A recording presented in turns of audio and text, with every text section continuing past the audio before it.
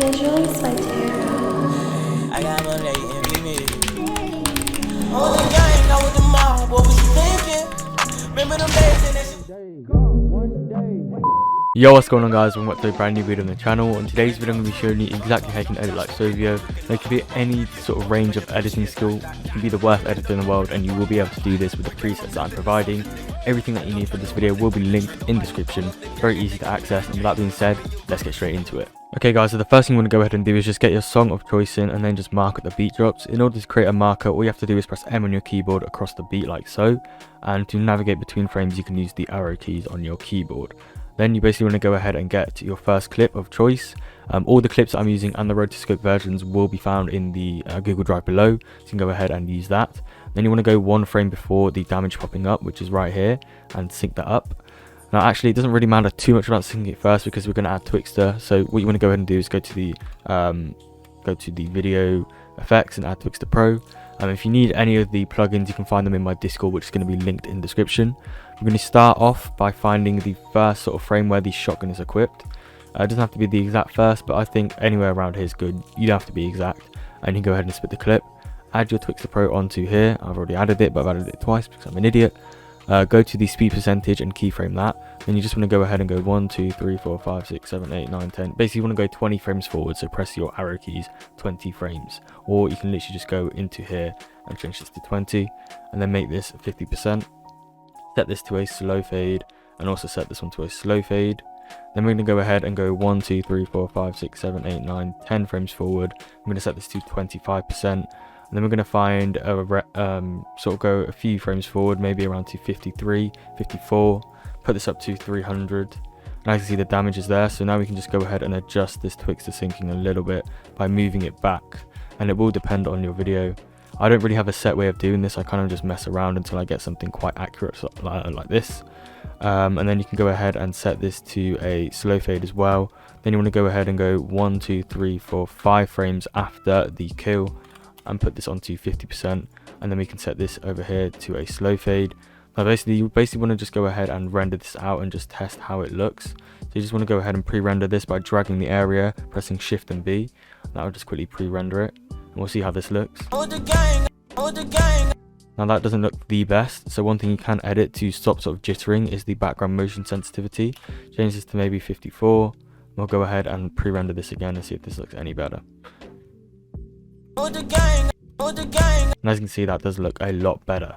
Now what you want to go ahead and do is get your tool and drag this across until on the beat drop is exactly where the damage happens, like so.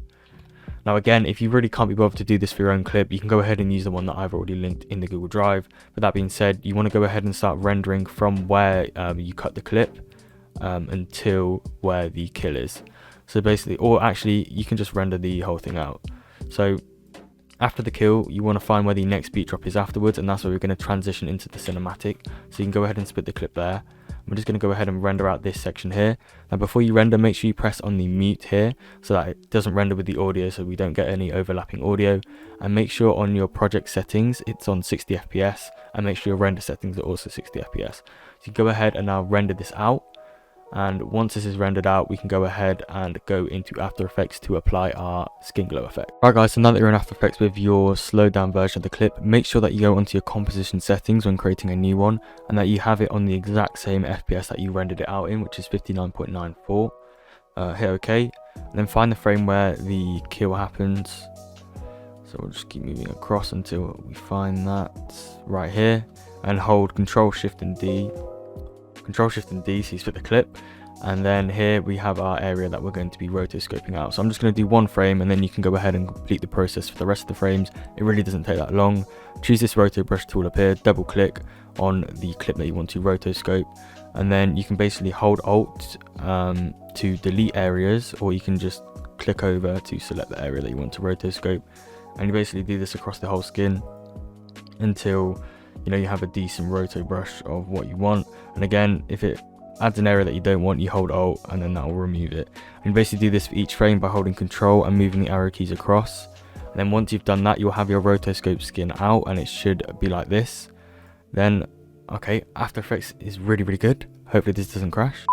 Okay, so After Effects decided to be really good, but basically once you've gone ahead and rotoscoped it out, you'll have all your rotoscope frames just like this. You can then apply my preset, which is going to be the Sovioo SkinGlow one, and it's going to have all of these effects in here. You just install it as you would. I've got a Google Doc that explains how to install After Effects presets, and then you drag and drop it onto your rotoscope layer, and then this is just your regular impact layer afterwards. And then you can go ahead and render this out by going File, Export, Add to Render Key. Then make sure that you change the lossless to RGB and alpha so that we can get rid of the black background easily in Vegas. Then just go ahead and render this out. We can go back into Vegas. Alright, so once you've gone ahead and done everything in After Effects, you can go ahead and drag in the regular slow mode version of the clip first, and then delete the one before, and then make sure that this is nicely synced up. So as you can see, the damage just pops up, and just adjust everything else before if you need to. Okay, next we're going to go ahead and add our rotoscope version with the effect or preset applied to it. Now as you can see, mine's already removed the background. If it hasn't, right click on it and go to properties, then go to media, and then go to the alpha channel and change this to pre-multiplied or pre-multiplied dirty. Go ahead and apply that there and add it over the original clip. And then you just want to go ahead and cut it exactly where the impact happens, like so. And now that this has no effects, we can go ahead and apply an impact, so we're going to do that next. But first we're going to sort of merge all of this together. So firstly you want to go ahead and fade in the original clip into the new slow mode one by 25 frames. And then we're also going to go ahead and cut it 1 frame before the main beat drop, so we have this right here. And then we're also going to go ahead and fade in the rotoscope like so. And you can also go ahead and delete the audio that comes with this clip. Then once you've gone ahead and done that, if you think this could be a bit stronger, what you can go ahead and do is control and drag up, and that'll make it a bit stronger. I think that it looks quite good like that, so we're going to leave it like so. And then we're going to go ahead and add the Sovioo Galactic Buildup preset, and as you can see, that is going to now apply the preset behind the buildup, or behind the skin, sorry. And yeah, that's basically all we're going to go ahead and do there. Then we're going to go ahead and cut the audio like so. On the beat drop, fade it in by about 0.6, and then we're also going to go ahead and drag it from the left side across to the right, if my mouse wants to work, like so, by about 0.16. Click on the effects, and we're just going to wait for this to load. Sometimes this will take quite a bit of time to load. Go into the reverb, and you can basically go ahead and copy my exact settings that I'm going to be using right here. So we're going to go ahead and put it onto echo, and then you want to basically move this down to about 12 and move this one down to about -9. So around there should be good, and that's going to create a nice echo sound with the build up. Okay, so now we can go ahead and apply the main kill impact preset onto the kill, and as you can see, that's going to have a very bright kill like so. And then we're going to go ahead and apply the next thing, which is going to be the blue burst overlay. Go ahead and add that onto a new layer, delete the audio, and when you go into the composition mode, make sure that it's on screen or lighten. I think screen works best with it, to be honest. And you basically want to make it start a few frames before the main kill, which is where the main beat is here. Go insert remove envelope velocity and put this onto 200%, and then you can mess around with the color. So as you can see right now it's blue, but if we go ahead and apply hue sat bright, we can make some changes to make it stand out a little bit more. So we can go to the hue shift here and sort of change the color. If you go to a latter stage, you can kind of see the color a little bit more, so we'll make it more of a pinkish color. Go to the saturation and you can just increase that a lot, and then you can also go to the brightness and increase that a lot, and as you can see, it will stand out a lot more like so. So yeah, that's how you can sort of add that burst. Then you basically want to go ahead and delete it where the next beat is, where we're going to transition into the cinematic, and you just want to go ahead and fade it out, and also fade out the original clip by the same amount like so. So yeah, once you've gone ahead and done that, we can go and start working on the cinematic and the text. Okay, so for the intro with the ident, you basically want to have your clip at the start like so, and you want to fade in not just your audio for the song, but also your audio on the clip, and then also fade in the actual clip itself. Make sure this is on a slow fade, so you can right click on it and set it to this one right here. And then you want to choose where you want your ident to finish. So you can go ahead and split the clip here, and where you split the clip, we're going to go ahead and apply the beat shake. So it's the Sovioo intro beat shake, and then you also want to go ahead and fade this out to black as well, just before there. Then you can go ahead and apply your ident and your voice tag if you have one. Go ahead and delete the audio track, go to chroma key, or however you remove the background of your ident, and just go ahead and do that as you would. Then you can go ahead and add the Sovioo behind ident preset that I've made right here, and that is just going to go behind the ident like so. And you also want to make sure that you split the clip where the beat shake happens. Make sure that the ident isn't lasting that long. There we go. And you just want to go ahead and fade this in across. Go on back to the original one, go to effects, and we're just going to go ahead and apply a reverb, which is going to add a nice echoed background. So we're just going to go ahead and hit OK. Wait for this to load. Obviously my Vegas is pretty slow. Go to echo, put this to about 12, -12, and put this to about -9. And there you have your nice intro with the ident all done. As you can see, it's going to fade out, and then we'll go back into the original clip like so. Okay, so now we're going to go ahead and work on the cinematics and the text. These cinematics are from Ray, so if you want to check him out, you can. He's giving away, or he does free cinematic packs. Go ahead and drag in your cinematic and then add your text as well. So we'll go to media generator, type in the name of the song, and then the font that he uses is Philly Sans. Go ahead and download that in the description as well. So go ahead and type that in there, and then make the first one 108. Again, you can mess around with the text size if you want. Cut that there where the next beat is, where we're going to go into the next clip after that. And then we're going to go ahead and add another. Just do the exact same thing. You probably could have copied and pasted it, but my IQ is very, very low when it comes to editing.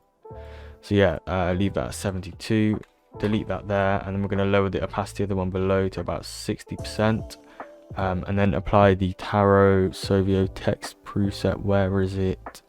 There it is. Add that on the top layer, and then we're going to go ahead and add the, which one is it, cinematic, below that there. And then obviously it doesn't look the best because it's in preview quarter, but when you render it out, it will look very, very nice.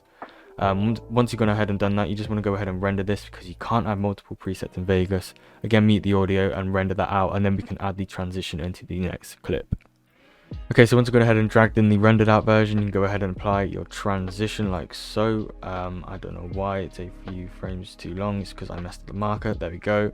And then we can go ahead and apply the next clip. So we're going to go ahead and sync this up. This isn't going to use any Twixtor or anything. This is just going to be what he does for a regular clip, or roughly what he does. So you basically want to go to a few frames just before the kill.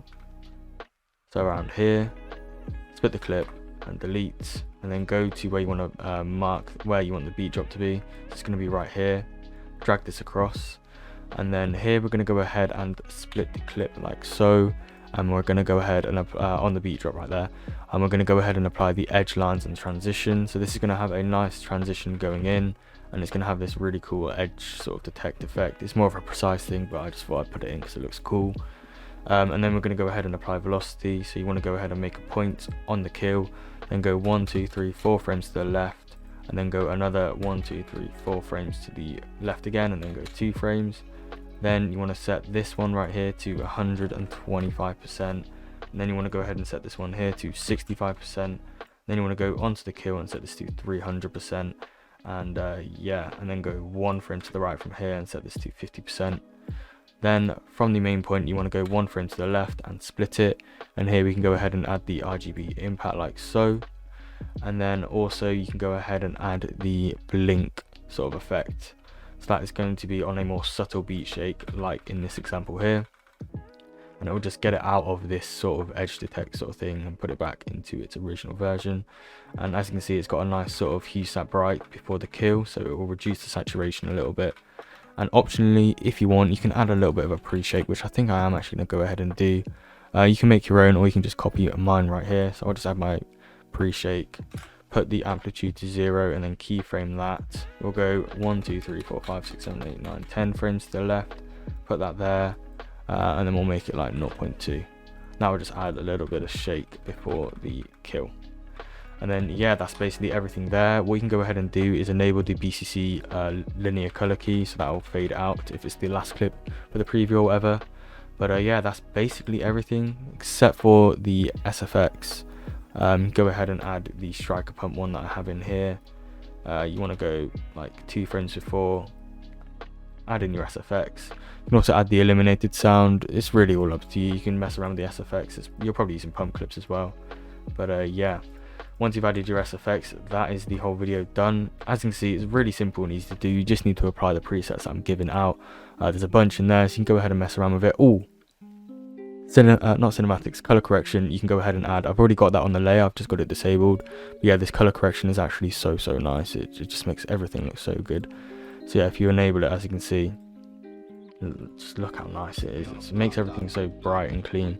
But yeah, that's the whole video there. I really hope you did enjoy. Please drop any more suggestions for tutorials. I'm really running out of other ideas. That's highly appreciated. Drop a like, subscribe to the channel with post notifications on. All the support means the world. Thank you so much, and I'll see you in the next one, boys. Peace.